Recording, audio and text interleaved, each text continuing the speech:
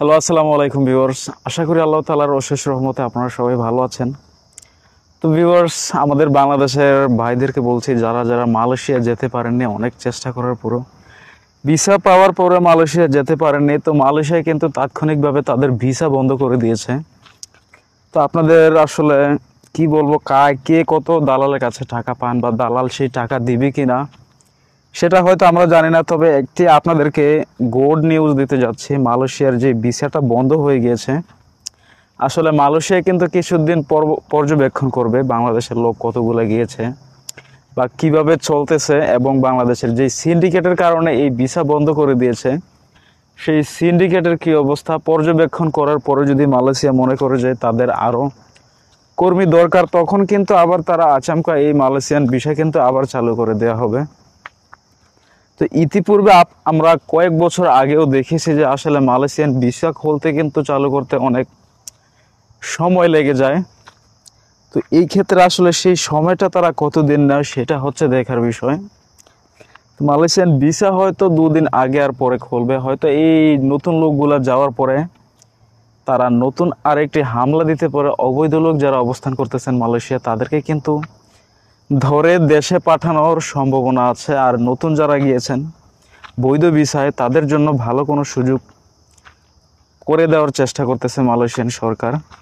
তো আমার যেসব বাইরে নিরাশ হয়েছেন, অনেক কান্নাকাটি করেছেন আসলে সর্বশান্ত হয়ে, তো তাদের প্রতি আমি সমবেদনা জানাই। আসলে তাদের জন্য কিচ্ছু করার নেই, সাধারণ সান্ত্বনা দেওয়া ছাড়া। আর আপনারা যারা এখনও দালালের কাছে টাকা জমা দেননি কিন্তু মালয়েশিয়া যাওয়ার স্বপ্ন আছে, তারা কিন্তু আসলে ভবিষ্যতে যেতে পারবেন। হয়তো আপনার কয়েক মাস কিংবা কয়েক বছরও চলে যেতে পারে, কেননা মালয়েশিয়ান ভিসা যখন অচমকা বন্ধ করে দেওয়া হয় তখন কিন্তু সেই ভিসা আবার ফিরতে চালু করতে অনেক টাইম লেগে যায়। আপনারা যারা এখন আশায় আছেন মালয়েশিয়া যাওয়ার জন্য, আপাতত সেই আশাটুকু আপনারা অব্যাহত রাখেন, বন্ধ রাখেন। আর আপনারা, আমার ব্যক্তিগত দৃষ্টিকোণ থেকে আমি যেসব কথাগুলো সাজেশনগুলো আপনাদেরকে দিতে চাই, হয়তো এই সম্প্রতি সময় কয়েকদিন হলো অনেক লোকের মুখে শুনেছি যে 6 লক্ষ 7 লক্ষ টাকা 5 লক্ষ টাকা দিয়ে তারা মালয়েশিয়া যাইতেছে।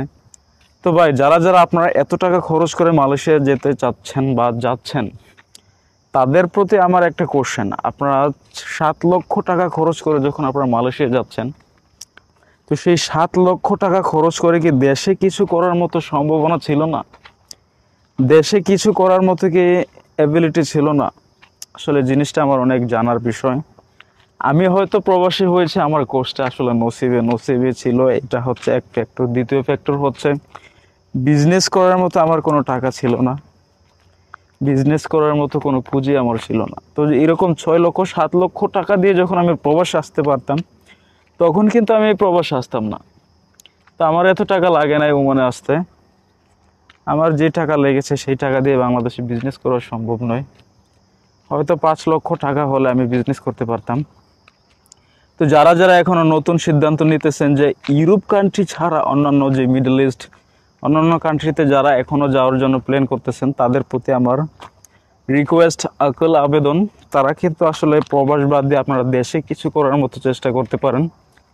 ছোটোখাটো যাই করেন, অল্প থেকে শুরু করেন, হয়তো ইনশাল্লাহ আপনার ভাগ্য খুলে যেতে পারে দেশেও। তো চেষ্টা করতে থাকুন, চেষ্টা করতে থাকুন। আসলে প্রবাস কিন্তু অনেক কষ্টের জায়গা।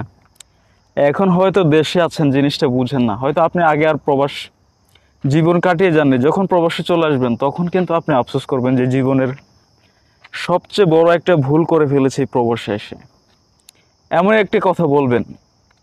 তো সেই জন্য আসলে আপনাদের মোটিভেট করার জন্য, আপনাদেরকে কিছু জানানোর জন্য কিন্তু আমার এই আজকের ভিডিওটি করা।